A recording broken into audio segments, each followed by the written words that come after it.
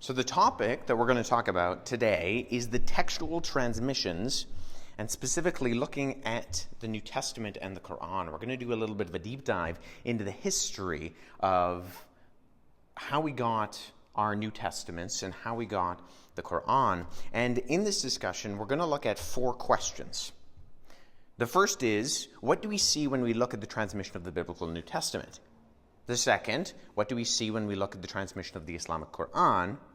The third being, how do the two compare with one another, and what does it all mean? And then the final question is, how does this impact the way we as believers, we as Christians, talk to Muslims? So if we jump into the first question, the fact remains that the Bibles that we have in our possession today didn't fall out of the sky. The Bible didn't fall out of the sky with a nice leather cover and thumb indexing on the pages. It has a history. In particular, the reason we have our modern translations of the New Testament are because we have manuscripts. We have these handwritten copies of the Greek New Testament and other translations that exist that we can look at. Now, in particular, we have 6,000 handwritten Greek manuscripts. That's an approximate number. The number is something closer to 5,800. But let's say for argument's sake, we have these 6,000 handwritten Greek manuscripts, and that's everything from the 2nd century to the 17th century. So everything from the 2nd century with our oldest manuscripts, and then on to the 17th century and the 1600s with the invention of the printing press. So we're referring to specifically handwritten Greek manuscripts. The average size of these Greek manuscripts is 459 pages, which means we have 2.6 million pages of handwritten Greek manuscripts. That's a lot of content. Likewise, if you add in the Latin, there are 10,000 Latin manuscripts. And if you add in all the other translations, the Sahidic, the Bohairic, the Old Church Slavonic, etc., what you have there is a collection of 24,000 handwritten manuscripts. And the New Testament specifically is what's referred to as a free transmission. This is why we have so many manuscripts. And I'll go into this a little bit later in terms of a more formulaic description of what a free transmission is. But for argument's sake right now, what I want to outline is what I'm referring to as the 3 facts of a freely transmitted text. And the first fact is that the more manuscripts one has, the more variants one will have, right? If you only have one copy of a book that exists, how many differences in the manuscript tradition do you have? Well, none, right? Because you only have one copy. So you have nothing to compare it to, so there are no differences. Likewise, if you only have one witness, you will have no textual variants, as I just said, but you will likewise have a little basis upon which to believe you have the original text. For example, a text like Beowulf, we have one copy of Beowulf. And the only reason we have it is because it was preserved when there was a fire in the building that housed it, and it was thrown out the window. Which means that we have to trust that what that copy of Beowulf is what the original story of Beowulf represented. Now, we have no idea if that's true because we have no exemplars. We have nothing to compare it to. Third, the more witnesses you have, the more confidence you have that you possess the original. Because you can look and you can compare and you can trace the original back. Now, let me give you a specific example as to why a free transmission is better. In 1631, a printing of the King James Bible suffered a bit of a typist error. At Exodus 20:14, the word not in the sentence, "Thou shalt not commit adultery," was omitted. The result was the commandment, "Thou shalt commit adultery." Now, this resulted in a printing which was known as the Wicked Bible. And upon realization of the error, the majority of these Bibles were immediately burned. However, a number still exists today and are famously known as the Wicked Bibles, as I said, and can be found in collections around the world. But what if the Wicked Bible were the only copy of the Bible that contained the 10 Commandments? What if it was our only copy that we had that contained that section of Exodus? Or what if it was one of two? One that said, thou shalt commit adultery, and one that said, thou shalt not commit adultery. The fewer manuscripts we would have, the harder it would be to know what the original text was. You see, the fact remains that the more copies that exist, the easier it is to reconstruct the text. So I've already outlined that the more manuscripts that you have, the more variances you have. So how many variances are we dealing with the Greek New Testament? Well, in order to understand that, we need to understand, the first step is to outline how many words are in the Greek New Testament. Now, there are approximately 140,000 words. There's 138,162, but who's counting? So if you have 140,000 words, how many differences do you think are in the manuscript tradition? Couple of hundred, couple of thousand? Well, actually, the number is 400,000. Now, that looks like bad news, right? You have 140,000 words, you have 400,000 differences in the manuscript tradition. That sounds like bad news. And that's taking a liberal estimate, but I think that the 400,000 number is a good number. It's actually pretty accurate. But what we need to know specifically is the fact that of those 400,000, 99% have no impact on the meaning of the text. A lot of them are what referred to as a minor textual variance. For example, one of the most common is what's referred to as the movable nu. The movable nu is a grammar rule in Greek, specifically in Koine Greek, the Greek that the New Testament was written. And it's similar to a rule that we have in English. In English, you say an apple, not a apple. Or at least you're supposed to say an apple and not a apple. Well, we have a similar rule in Greek where if you can put an N on the end of a word if the next word starts with a vowel. So you can have the word legusin with an N, which means they say, or the word legusi without the N, without the nu, and they still mean they say. And this was a common variant because scribes who weren't speaking Greek, but who were copying Greek and reading Greek, they couldn't sometimes get their head around some of these rules that were more commonly known for natural Greek speakers who would just intrinsically know some of these rules. You know, sometimes when we learn English, we don't realize that there are all these grammatical rules. And when other individuals are learning English as their second language, English seems impossible because we have some of these crazy rules that don't seem to make sense. There are all sorts of outliers in terms of the specific rules that go along. So things like the movable nu were very common. Now, of the remaining variants, the vast majority are simple errors of sight or hearing. And depending on how the manuscript was produced, these are common. Now, particularly common was what's referred to as homoteleuton. I'll explain what that means. But in order to show you, we need to look at a Bible verse, specifically 1 John 3:1. Now, 1 John 3:1 in the King James translation, the KJV, says, "Behold what manner of love the Father hath bestowed upon us, that we should be called the sons of God. Therefore the world knoweth not, because it knew him not." Now, in 1 John 3:1 in a modern translation, like the NIV, the New International Version, it says, see how great a love the Father has bestowed upon us, that we would be called children of God, and such we are. For this reason, the world does not know us, because it did not know him. Now, what's going on here? Where did this "and such we are" come from? Did somehow the King James translators take that out? Did they see it? Did they remove it? Were they just not in favor of divine sonship, of adoption as sons? Well, not quite. What we have here is an example of homoteleuton, which is a big Latin word that simply means similar endings. And there you can see on the screen is an example of what's referred to as uncial or majuscule Greek. Our oldest manuscripts are written in this type of Greek. It's all capitals, no spaces between words, and little to no punctuation.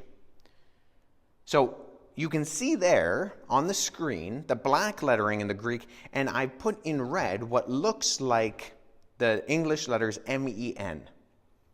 And they would be pronounced the same way in Greek, men. So you have a word there, kleithomen, kai, and then the next word ends in M-E-N, esmen. Now that sentence, kleithomen, kai, esmen, specifically the kai esmen is translated to, and such we are.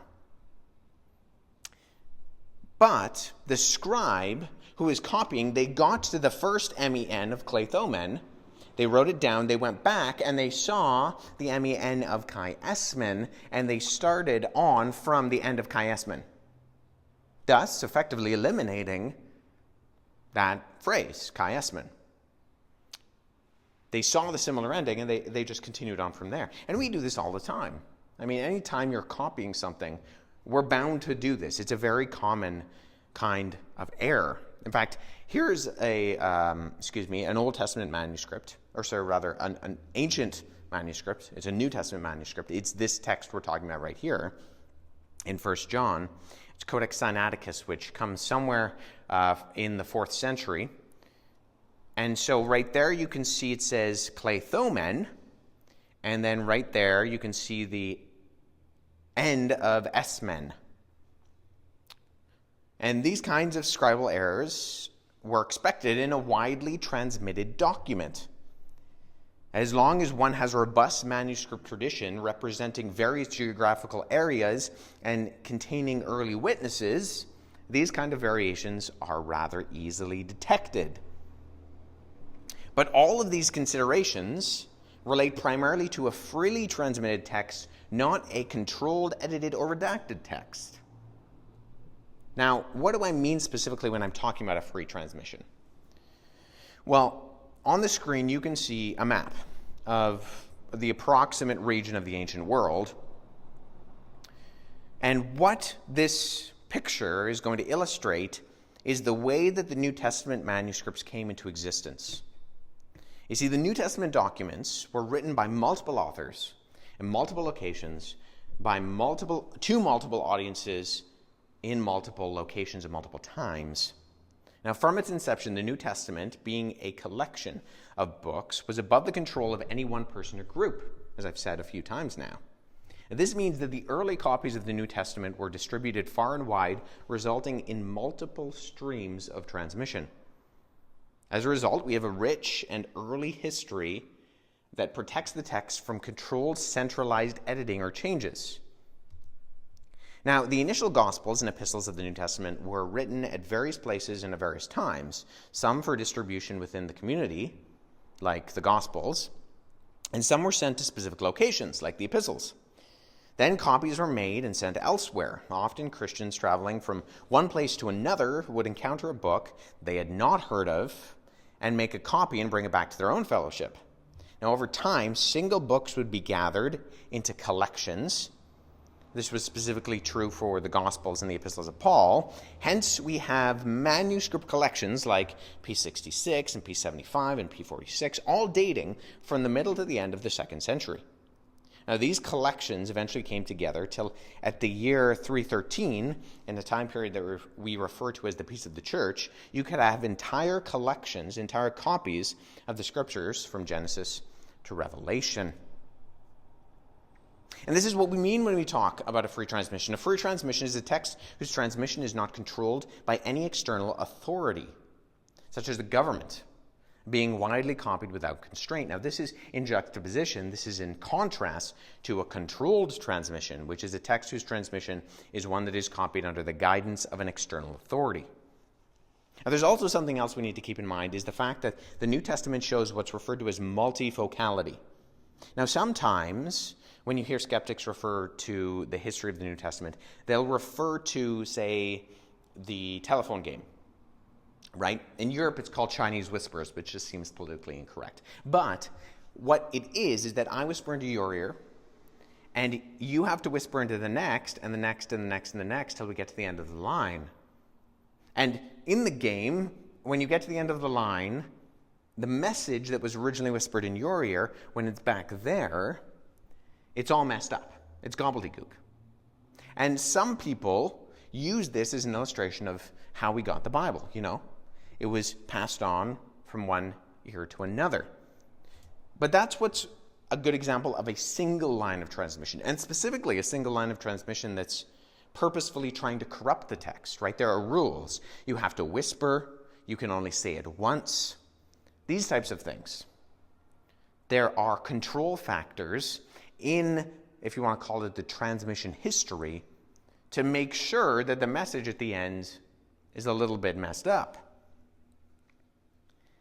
But it's vitally important to realize that the transmission of the text of the New Testament did not follow a single line of transmission. You see, the New Testament originated at multiple times, in multiple places, by multiple authors, in multiple locations, to multiple audiences. And this is key to remember. And this is an example of what we call tenacity. Tenacity meaning that as a result, we can look forward to finding even earlier manuscripts of the New Testament documents, as the free transmission of the text has provided us with a solid basis for asserting that we continue to possess the original reading. The transmission of the New Testament text tradition is categorized by an extremely impressive degree of this tenacity. Once a reading occurs, it persists with obstinacy. In other words, it's not going away. Now, some people look at that and they think, well, that means that the errors are transmitted, which is true, but it also means that the original text is transmitted. And so, because we have so many manuscripts, it's easy to see where the errors originate, start, and are copied. And once you eliminate those, what you have is the original text. Now, tenacity, specifically of the New Testament, shows that the illustration of the telephone game is incorrect. What we have with the New Testament is not a telephone game. Rather, it's a puzzle. And this is an illustration that a scholar named Rob Bowman came up with. What Rob Bowman said is that he said the New Testament is much more like a 100,000-piece puzzle. Now, if you had a 100,000-piece puzzle, that was the number on the box, and you opened it up, would you rather have 99,000 pieces of the puzzle? Or 110,000 pieces? Would you rather have missing pieces or too many pieces? Well, while too many pieces might be annoying, it's actually better to have more than it is to have less. Because once you start to put the puzzle together, you can see where you have duplicates or pieces from another puzzle, pieces that don't belong. Once you put the puzzle together and see the picture, it's easy to see where certain pieces don't fit. And this is what I mean when I say that once a variant appears in the manuscript tradition, we aren't getting rid of it. And as I said, that might sound bad because it means that the mistakes carry on, but it also means that the original readings carry on as well. So, just to recap, these are the three things that we've looked at so far. New Testament is a free transmission as opposed to a controlled transmission. It shows textual multifocality, and it shows textual tenacity. And these are reasons we can trust the historical transmission of the New Testament text. And the New Testament text is what is referred to as a New Testament family tree. So you have what's referred to as the autographa, the original autograph, what the original authors wrote, and then you have all of these, what scholars refer to, although this kind of concept is being done away with slowly, of text types. The Alexandrian text type, and the Caesarean text type, and the Western text type, and the Byzantine text type. And you have all these other branches that fall in with the Sahidic, the Bohairic, the Old Church Slavonic, the Old Latin variations. Because, you see, the Bible isn't one book as much as it's a collection of books. Specifically, 66 books written over approximately 1,600 years on 3 different continents by close to 40 different authors in 3 different languages. 2 major languages, Greek and Hebrew, and 1 minor language, Aramaic. There are about 12 chapters of the Old Testament that are in Aramaic. Now, if we compare this to the Qur'an is one book. It's one book written and compiled over the period of about 25 years in one location by one author in one language. If we're going by the traditional Islamic literature, the author is Muhammad, the location is Saudi Arabia, and the language is Qurayshi Hijazi script Arabic. And the Qur'an makes certain assertions about itself. It makes assertions like what we see in Surah 15, verse 9, where it says, "Indeed, it is we who sent down the Qur'an, and indeed, we will be its guardian from corruption." Surah Al-Hijrah. And you have certain members of the Islamic community, like Mazar Qazi, who say in their publications things like this. He says, quote, "Muslims and non-Muslims both agree that no change has ever occurred in the text of the Qur'an. The above prophecy for the eternal preservation and purity of the Qur'an came true not only for the text of the Qur'an, but also for the most minute details of its punctuation marks as well. It is a miracle of the Qur'an that no change has occurred in a single word, a single letter of the alphabet, a single punctuation mark, or a single diacritical mark in the text of the Qur'an during the last 14th centuries." Now, is that true? Well, that's a common assertion by many Islamic apologists, many Islamic clerics, even a handful of Islamic scholars. But the fact is, when we weigh the evidence, when we look at these things, it's not that simple. In fact, we can look at the manuscripts themselves. There are manuscripts that have been discovered. For example, the Sa'ana palimpsest. A palimpsest is the name of a manuscript that has been copied, and then it's been washed clean and something else has been written on top. Because of the technology we have, specifically with infrared, we can look at the text underneath, the text that used to exist. And so we can look at manuscripts like the Sa'ana palimpsest, and we can see that there is writing underneath that does not match the writing on top. There's been correction made, and not just correction in diacritical marks, but correction in the text as a whole. And then there are older manuscripts like the discovery in 2015 at Birmingham University that's now referred to as the Birmingham Qur'an. We can look at these and see that there are textual variations, as there are in any ancient text. This shouldn't be surprising.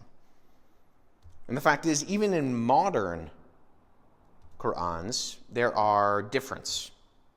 There are different versions of the Qur'an in the Arabic. There's the Huff's Qur'an, which 97% of Muslims, that's what they're reading around the world. And then you have the Warsh Qur'an, which 3%, mainly in North Africa, are reading the Warsh printing. And specifically, the Huff's Qur'an, the Arabic Qur'an that the majority of Muslims are reading today, is a 1924 Egyptian printing of the Huff's Qur'an.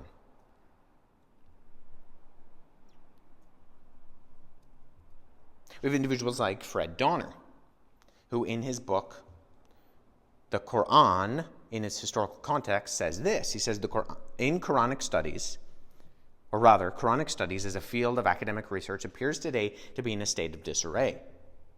Those of us who study the Islamic origins have to admit collectively that we simply do not know some very basic things about the Qur'an, things so basic that the knowledge of them is usually taken for granted by scholars dealing with other texts. They include questions as, how did the Qur'an originate? Where did it come from? And where did it first appear? How was it first written? In what kind of language was it written? What form did it take? Who constituted the first audience? How was it transmitted from one generation to another, especially in its early years? When and how and by whom was it codified? Those familiar with the Qur'an and the scholarship on it will know that to even ask one of these questions immediately plunges us into the realm of grave uncertainty and has the potential to spark intense debate. And that's very different than what we read with the other individual, isn't it? With the Muslim cleric who declares that no one is debating these things, that it's just so clear. Well, what I'm going to do next is I'm going to, using the traditional Islamic sources, I'm going to give you a little bit of a rundown. And what this will work off of is basically it's going to assume that the traditional Islamic sources are reliable. Now, whether that's true or not is a debate in of itself. But for argument's sake, what I'm going to do is I'm going to give you a history of the Qur'an from the traditional Islamic sources. In other words, this is something that your average Muslim should not contend with, because what I'm going to be outlining is using their sources, their documents, that are considered historically reliable in the traditional Islamic community. So despite what Fred Donner says, I'm going to assume that these things are reliable, and I'm going to give you a rundown of what the Qur'an was and how it came into existence. So what we first need to understand is a little bit of a rundown as to who Muhammad was. Muhammad was born in 570 AD. And then in 609 AD is when the sources say he got his first revelation. Is when he started to receive the Qur'an. Is when he went into the cave, he met the angel Gabriel, and the revelations of the Qur'an, which is literally translates to recitation, started to come into existence. In 622, Muhammad is said to have fled to Medina because, as the story goes, he's preaching monotheism in Mecca, and Mecca is a predominantly polytheistic culture. He's preaching monotheism, and the polytheists are getting mad at him. So he flees to Medina, and then he develops a following, and in 630, he goes back and he overthrows, peacefully, but he overthrows Mecca in 630. And then Muhammad dies in 632. So that was a very, very flyby of Muhammad's life. Well, it's between these years, between 609 and 630, that the Qur'an is revealed, quote unquote revealed. And so Muhammad dies, and you start to have arguments. This is where you develop the Sunni-Shia split. It goes right back to the inception. They basically argue over who should succeed Muhammad. A certain community argues that it should be a blood relative. Another argument argues that it should be more or less voted on by the community. And the Sunnis are the group that win out, and the Shias are the vast majority, or minority, rather. But during this period, you have what's referred to as the Wars of the Apostasy, because during Muhammad's lifetime, him and his followers had gone around the Arabian Peninsula in specific areas, and they had, quote-unquote, converted a large portion of these tribes, these nomadic Bedouin that were around the Arabian Peninsula. And so when these individuals, these tribesmen, they find out that Muhammad is dead, they say, okay, Muhammad's dead, we're not Muslims anymore. And so Muhammad's successor, a guy named Abu Bakr, he says that's not going to fly. And so they go out and they fight with these individuals to reconvert them. But these battles prove to be very bloody. And there are a few specific battles. One of them is easy to remember because it's the Battle of Yamama, which is the Battle of Yamama. In 632, where a large portion of individuals who had memorized the Qur'an were starting to die. Because the thing we need to remember at this point is that the Qur'an is an oral document. It hasn't been written down. There are individuals who follow Muhammad around. They're called the Qurra. They follow him around and they memorize everything he says. And there was a great hesitancy to write anything down because Muhammad had never told them to do that. And so when we get to the Wars of the Apostasy after Muhammad's death, these individuals are starting to die. They're starting to perish in these battles. And so they're realizing that they're running into an issue. And so Muhammad's successor, Abu Bakr, he starts the process of collecting the Qur'an. He starts the process of compiling what was recited by Muhammad. The problem is that they run into some issues. So this is a recording of what's referred to as the Hadith, the oral tradition. There are 6 canonical Hadith collections. This is from an individual named Abu Dawood, who is a noted Persian collector of prophetic tradition. And he says, quote, Umar was once looking for the test of a specific verse of the Qur'an he vaguely remembered. To his deep sorrow, he discovered that the one person who had any record of that verse had been killed at the Battle of Yamama, and that the verse was consequently lost, unquote. We have other recordings of individuals like Ibn Umar, who is the brother-in-law of Muhammad.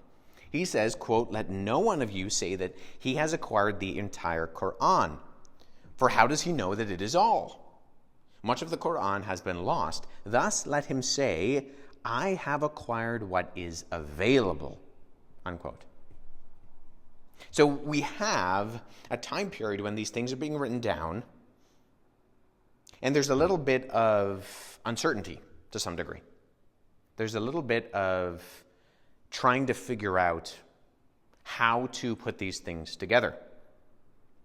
In fact, Abu Bakr is recorded in Sahih Bukhari as saying, quote, so I started looking for the Qur'an and collecting it from what was written on palm stalks, thin white stones, and also from the men who knew it by heart, till I found the last verse of Surat al-Tuba with Abu Kazema al-Ansari, and I did not find it with anybody other than him, unquote. So in other words, there were verses that were only found with one individual.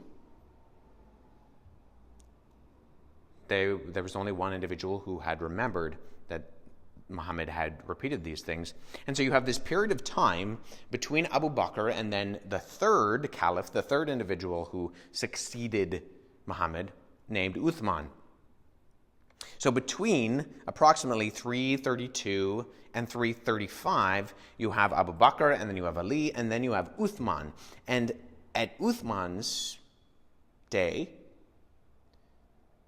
a lot of these Qur'ans were in the works. They'd been written down and they were circulating. But there are individuals who come to Uthman, and they specifically say, save this nation before they differ about the book, that being the Qur'an, as the Christians and Jews did before us. In other words, they're copying these Qur'ans, and they're realizing that people are remembering things differently. There's no standard Qur'an. And this marks what has been historically referred to as the period of the Uthmanic revision.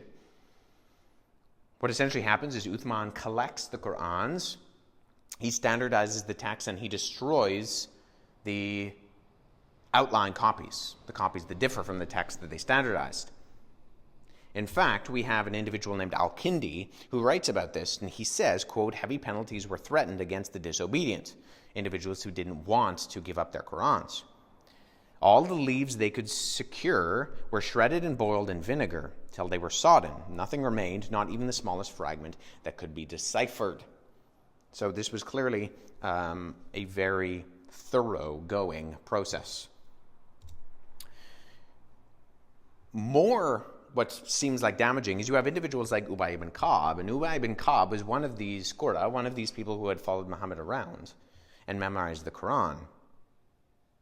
And in Sahih Bukhari, it records, quote, Umar said, Ubay was the best of us in the recitation of the Quran, yet we leave some of what he recites. So they admit that Ubay was one of these individuals who was the best at memorizing what Muhammad said, and yet they leave out, admittedly, some of what he had in his Quran. Ubay says, I have taken it from the mouth of Allah. I've taken it from the mouth of Allah's messenger and will not leave it for anything whatever. And we know, as we read in the hadith, that Ubay gets in trouble for not wanting to give his Quran to Uthman. In fact, some of the hadiths say that Muhammad is recorded as speaking to Ubay and saying that Ubay was one of the best people at memorizing, and that if you wanted to know what the Quran said, you go to Ubay. You go to Ubay ibn Ka'b. He was one of the best. And yet, Ubay says that he doesn't want to give his Quran over to Uthman because he knows that his differs from what he knows Uthman wants to record. And so one of the best reciters, one of the best memorizers of the Qur'an, someone who Muhammad is said to have said, go talk to Ubay if you want to learn the Qur'an, his Qur'an differs with the final amalgamation of what we refer to as the Qur'an. So just to backtrack, with the New Testament, we have this New Testament family tree, which is representative of a free transmission. Multiple copies to multiple audiences, by multiple authors, at multiple times, in multiple locations. But in contrast, when we look at the Qur'an, we're not dealing with a manuscript family tree. We're dealing with what I refer to as a manuscript beanpole. So the original Qur'an was an oral Qur'an, and it was memorized by Muhammad's followers. And then there were certain copies that were written down. And then you have the process of the Uthmanic revision and getting rid of these other copies that differ. And then you have a beanpole. You have a single line of transmission that's controlled by a group, and specifically an individual, Uthman. And that's not to say that you don't have some sprigs that go out here and there and sort of branch off from what the official one is. But largely you have what looks like a perfect example of a controlled transmission. The New Testament is a freely transmitted text. The Qur'an is a controlled text. Now, what does this all mean? Well, if we look at the history of the New Testament, we have what's referred to as the textual apparatus.